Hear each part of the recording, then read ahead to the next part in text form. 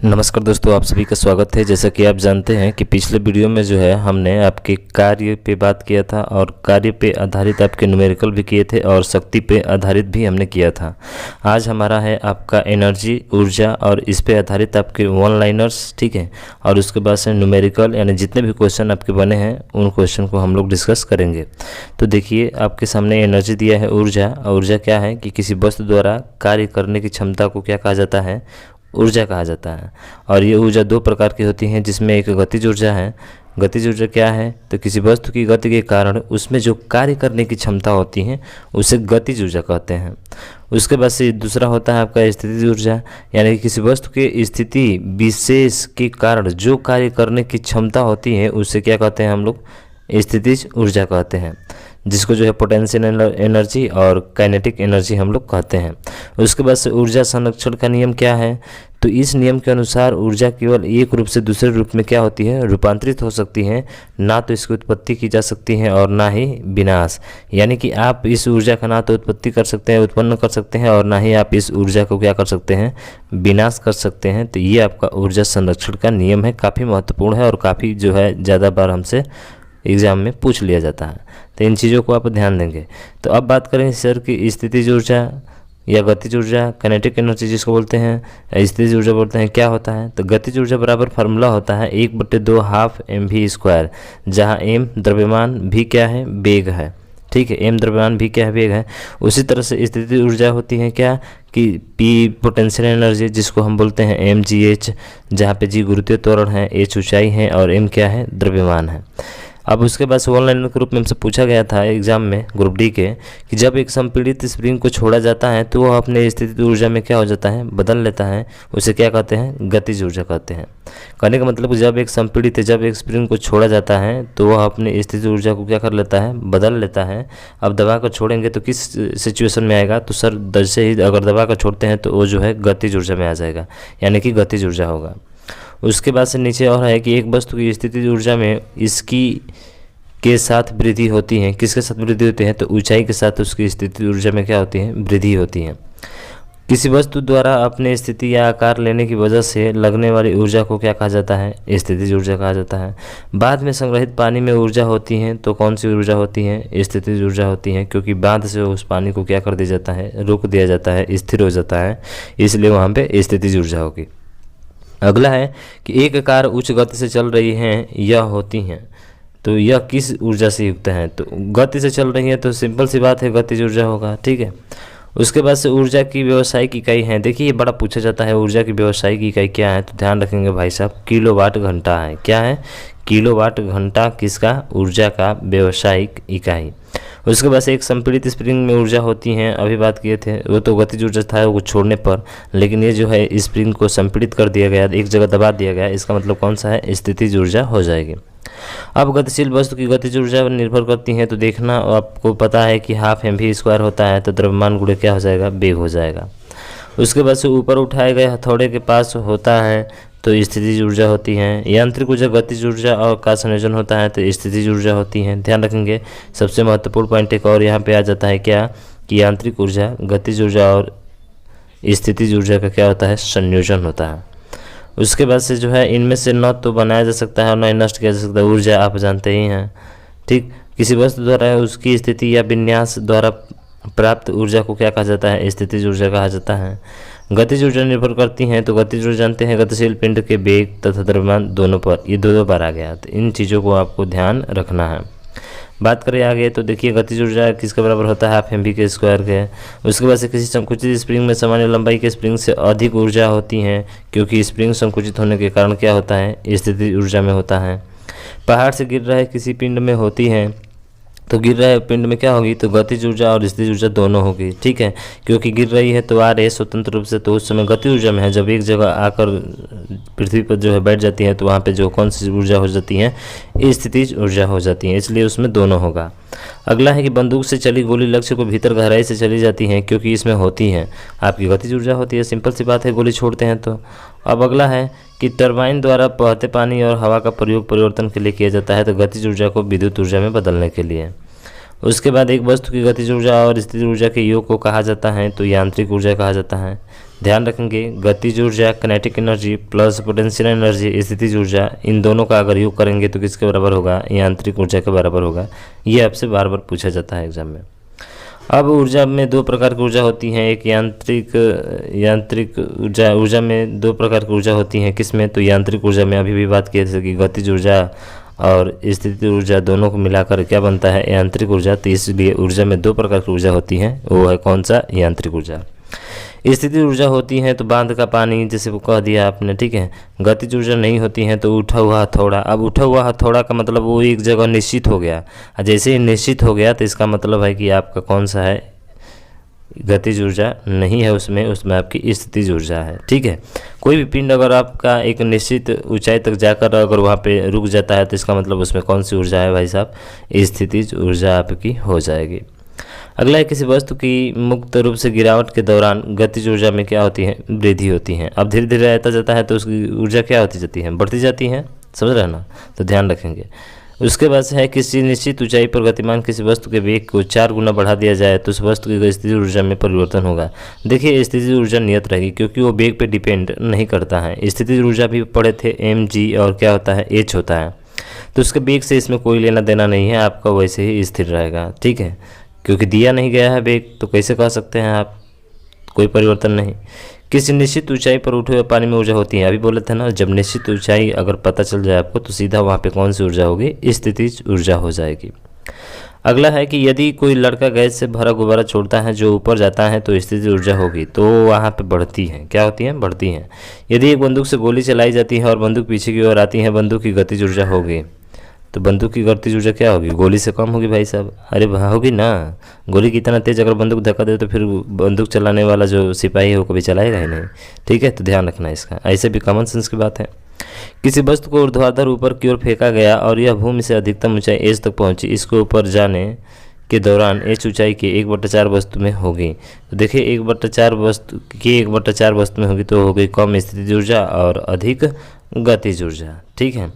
अधिक गतिज ऊर्जा नीचे वाली, ऊपर वाला जो होगा गतिज ऊर्जा अधिक होगा उसका, और स्थितिज ऊर्जा क्या होगी, कम होगी। अब देखिए अब संख्यात्मक यानी न्यूमेरिकल पे बात करते हैं। तो ये न्यूमेरिकल आपके सामने अब रखा गया है, क्या है कि किसी बंदूक से बुलेट दागे जाने पर वह बुलेट की गतिज ऊर्जा होती है, आपको भी बताया, बंदूक की तुलना में कम नहीं, अग्रणीय, ये तो हो ही नहीं सकता, बंदूक की तुलना में अधिक नहीं, बंदूक के बराबर, ठीक है। देखिए यहाँ पे सी जो ऑप्शन है यानी कि बंदूक की तुलना में अधिक, सही बात है। बंदूक की तुलना में गोली का वेग क्या होता है, अधिक होता है। थोड़ा सा हमसे उल्टा पूछ लिया यहाँ पे, ठीक है, तो ध्यान देंगे इस चीज़ को। तो देख लीजिए दिया गया है यहाँ पे, आप देख सकते हैं। तो चलिए अगले क्वेश्चन की बात करते हैं, और अगला क्वेश्चन आपके सामने ये है, क्या है कि 2 किलोग्राम का एक ब्लॉक 4 मीटर प्रति सेकंड की गति से समांतर सतह पर स्लाइड होता है। यह एक बिना दबे हुए स्प्रिंग पर गिरता है तथा उसे तब तक दबाता है जब तक वह ब्लॉक पूरी तरह से गतिहीन न हो जाए। गतिज घर्षण की मात्रा 15 न्यूटन है तथा स्प्रिंग स्थिरांक 100 न्यूटन मीटर प्रति है, तो स्प्रिंग से दबाता है। तो सीधा सीधा गतिज ऊर्जा और स्थितिज ऊर्जा दोनों इसमें क्या होगी, बराबर होगी। वहाँ पे जो है आप फार्मूला रखेंगे और हल हो जाएगा। तो 2 किलोग्राम द्रव्यमान एम का मान मिल गया। तो देखिए यहाँ से स्प्रिंग का दबा हुआ भाग मान लिया, इसमें कितना मीटर है, x मीटर है, तो m बराबर 2 किलोग्राम दिया ही है, k बराबर हमको दिया है इतना, और v बराबर 4 मीटर प्रति सेकंड। बस प्रश्न अनुसार करके लगा दीजिए। इसका हाफ mv स्क्वायर हो जाएगा, इसका हाफ kx का स्क्वायर हो जाएगा। तो यहाँ से मान रखेंगे m का मान 2, v का मान 4 हो गया। यहाँ से 1/2 k का मान पता ही है आपका, ये है, ठीक है। और इस x स्क्वायर का मान क्या करना है, निकालना है। तो x बराबर आ जाएगा, आप हल करेंगे तो 5.5 सेंटीमीटर, और ये आपका राइट आंसर हो जाएगा, ठीक है। तो इस तरह से जो है आप आसानी से इसको कर लेंगे, इसमें कोई भी उतना दिक्कत तामझाम नहीं है। अगला क्वेश्चन देखते हैं, और अगला क्वेश्चन है कि एक मोबाइल किसी बालकनी से गिराया गया। यदि मोबाइल फ़ोन का द्रव्यमान इतना किलोग्राम और मोबाइल फ़ोन को 100 मीटर की ऊंचाई से गिराया गया है, जी का मान इतना है, मोबाइल फ़ोन स्थितिज ऊर्जा होगी। अरे mgh यार, सीधा 500 हो जाएगा आपका। 500 जूल किस में है, ऑप्शन नंबर डी में है, यही आपका क्या होगा, राइट आंसर हो जाएगा। तो देख लीजिए सीधा सीधा ये दिया है, सब दिया ही है, स्थितिज ऊर्जा पूछा है, सीधा गुणा करा दीजिए, आपका आंसर आ जाएगा, ठीक है। इतना तो कैलकुलेशन आपका अच्छा ही होगा। 11 किलोग्राम की एक वस्तु जब भूमि से 8 मीटर ऊंचाई पर हो तब इसमें निहित ऊर्जा कितनी होगी। तो इतना हो तो सीधा सीधा हाफ, और इतना मीटर की ऊंचाई पर एच दिया है, जी का मान दिया है, तो 11 8 88 880 होगा। कितना होगा, 11 8 88,880 मीटर प्रति सेकंड में चाहिए हमको, तो किलोग्राम है तो मीटर बदलना पड़ेगा, तो 11,000 हो जाएगा। ठीक है, तो इसको जो है आपको बदलना पड़ेगा किलोग्राम को मीटर में। तो यहाँ पे जब हल करेंगे तो जी का मान 9.8 लेना है इस बार, तो इस बार गुणा कराएंगे तो आपका आंसर कुल इतना आ जाएगा। गुणा करा लीजिएगा, ठीक है, बहुत ही आसानी तरीके से आ जाएगा, उसमें तामझाम नहीं है। अगला है कि 15 किलोग्राम की वस्तु जब भूमि से 5 मीटर की ऊंचाई पर तब निहित ऊर्जा कितनी होती है, तो सीधा वही फिर 9.8 इंटू 5 इंटू वही चीज़ दोबारा रिपीट हो गया क्वेश्चन। ठीक है, तो ध्यान रखेंगे, आंसर करेंगे तो आंसर नंबर आपका डी आएगा, यानी 735 आ जाएगा। कर लीजिएगा आप, ठीक है, सीधा सीधा गुणा कराना है, आ जाएगा आपका आंसर। अगला है क्या है कि यदि एक वस्तु का वेग इसके शुरुआती वेग से दोगुना हो जाता है तो इसकी गतिज ऊर्जा में कितने गुना वृद्धि हो जाती है। अब गतिज ऊर्जा आपको पता है कि हाफ m और v स्क्वायर होता है। इसने पूछा है वस्तु का वेग इसके शुरुआती वेग से दोगुना कर दिया जाए, यानी v का मान 2 कर दिया जाए, तो 2 का स्क्वायर कितना होता है 4, बाकी सब ये मोह माया है। ठीक है, यानी कि 4 गुना, ऑप्शन नंबर ए आपका राइट आंसर हो जाएगा। देख लीजिए यहाँ पे हल किया गया, आप देख सकते हैं ध्यान से अच्छे से। ठीक है, हाँ, तो ये 4 गुनी हो जाएगी। अगला क्वेश्चन है कि एक वस्तु का द्रव्यमान इतना किलोग्राम और वस्तु का वेग है, सीधा यार हाफ एम वी स्क्वायर 15 बचे कितना होगा, half m v square kilogram है, तो 1 किलोग्राम बराबर 1000 ग्राम। ठीक है, इस 30 किलोग्राम है, तो एम हो गया, भी का मान 25 है, 25 से 75, 75 300 कितना हो जाएगा, तो 300 हो जाएगा। आप अगर देखिए यहाँ पे हल कर लीजिएगा, भी का मान दिया है, एम का मान दिया है आपका। ठीक है, काइनेटिक एनर्जी डायरेक्ट गुणा करके गुणा करेंगे तो आपका आंसर आ जाएगा इतना। ठीक है, चलिए अगले क्वेश्चन की बात करते हैं। और अगला क्वेश्चन ये है कि 12 किलोग्राम द्रव्यमान की कोई वस्तु एक नियत ऊंचाई पर स्थित है, वस्तु की स्थितिज ऊर्जा 600 जूल है, तो वस्तु की भूतल से ऊंचाई कितनी होगी। सीधा mgh बराबर तो 600 दे ही दिया है, जी का मान दे दिया, 12 किलोग्राम दे ही दिया है, तो 12 दाम में 120, 12 पचे 60, 5 मीटर होगा। क्या पूछा है ऊंचाई, तो 5 मीटर हो जाएगी। 5 मीटर का उसमें है, देखिए ऑप्शन नंबर सी में है। ऐसे देखिए यहाँ पे हल कराया गया है, आप इसको जुबानी पे ही हल कर सकते हैं, जुबान पे, ठीक है ना, कहीं पे कोई दिक्कत नहीं। दिख रहा है ना सर, इसका सोल्यूशन देख लीजिएगा। ठीक है, चलिए अगला देखते हैं क्वेश्चन। अगला क्वेश्चन है कि 40 किलोग्राम द्रव्यमान की एक वस्तु जमीन से 5 मीटर की ऊंचाई पर उठाया जाता है, स्थिर ऊर्जा हो गया। सीधा यार 5 चौके 20 है, 20 दहिया कितना होता है 200, और 200 क्या होगा, स्थिति ऊर्जा है ना, तो 200 जूल होगा। सीधा ऑप्शन नंबर आपका डी सही हो जाएगा। सॉरी डी नहीं यार, गलती कर दिया हमने। ठीक है, ऑप्शन नंबर आपका बी सही होगा। 2000 होगा ना, अरे 40 ये है, 10 ये है, फिर 5 चौक का 20, 2 3 0 होगा ना, सही है। चलिए अगला देखते हैं। अगला क्वेश्चन है कि 70 किलोग्राम भार को उठाने के लिए इतना जूल की ऊर्जा का प्रयोग किया जाता है, भार की ऊंचाई ज्ञात कीजिए। सीधा 70 भाग कीजिए तो 14 हो जाएगा, 14 मीटर आपका ए ऑप्शन हो जाएगा। देखिए यहाँ पे किया गया है, इतना तो आना चाहिए, बहुत ही जल्दी आप हल कर सकते हैं इसको, कोई दिक्कत नहीं। अगला क्वेश्चन है कि 1 किलोग्राम की वस्तु 30 मीटर की ऊंचाई पर भूमि से गिराई जाती है, गुरुत्वीय बल द्वारा किया गया कार्य होगा। हाँ, ये थोड़ा सा सवाल अच्छा है, W बराबर mgh पर कर लेना है सीधा आपको। ठीक है, P बराबर पोटेंशियल एनर्जी, mgh डायरेक्ट गुणा करें 300 जूल हो जाएगा। अगला क्वेश्चन है कि एक 10 किलोग्राम की वस्तु 5 मीटर प्रति सेकंड गतिमान है, तो वस्तु की गतिज ऊर्जा होगी। अरे सीधा 5 का स्क्वायर 25 है, 25 दाम में कितना होता है 200, क्या बोल दिया यार, 5 पचे 25 है, 25 ठीक है ना, एम हो गया भी का स्क्वायर, तो 5 पचे 25 है, 25 दाम में कितना होता है 150, 25 दाम में 150 होना चाहिए, लेकिन ये बोल रहा है गतिज ऊर्जा होगी। ठीक है, चलिए देखते हैं। ये जो है 10 मीटर 5 मीटर, अच्छा हाँ सीधा, ठीक है। हाँ, हमने जो है 1/2 छोड़ दिया था आपका, 1/2 यानी कि 25 दाम में 150, 150 का आधा कितना होता है 125, ऑप्शन नंबर ये हो जाएगा। तो ये छूट गया था, हम लोग का 1/2 छोड़ देते। ठीक है, चलिए देखते हैं अगला क्वेश्चन है। अगला क्वेश्चन है कि धरती से टकराने से तुरंत पहले यदि 2 किलोग्राम द्रव्यमान की वस्तु की गतिज ऊर्जा 400 जूल है, तो इसके द्वारा ऊंचाई इसे किस ऊंचाई से गिराया गया था, ये पूछ रहा है हमसे। तो देखिए किस ऊंचाई से गिराया गया, तो यहाँ पे देख सकते हैं सर 8 मीटर ऊंचाई से गिराया गया था इसको। ठीक है, तो यहाँ पे देख सकते हैं आप कि स्थितिज ऊर्जा होगी जब नीचे गिर गया होता है, तो mgh से कर लेंगे, एच बराबर कितना आ जाएगा 20 मीटर। ठीक, अगला क्वेश्चन है कि 4 मीटर जो है प्रति सेकंड एक समान वेग से चलने वाली एक वस्तु में भी 120 जूल गतिशील ऊर्जा होती है, तो वस्तु का द्रव्यमान होगा। तो वही गतिशील ऊर्जा है, तो हाफ एम भी स्क्वायर हो गया, ये दिया है 120, तो 120 रख दीजिए।